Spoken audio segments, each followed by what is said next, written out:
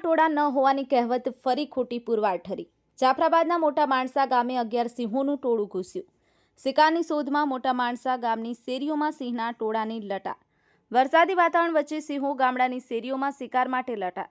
ગત રાત્રિના 11 સિંહના ટોળાનો વિડીયો સોશિયલ મીડિયામાં થયો viral. Mahadev times news, Amreli.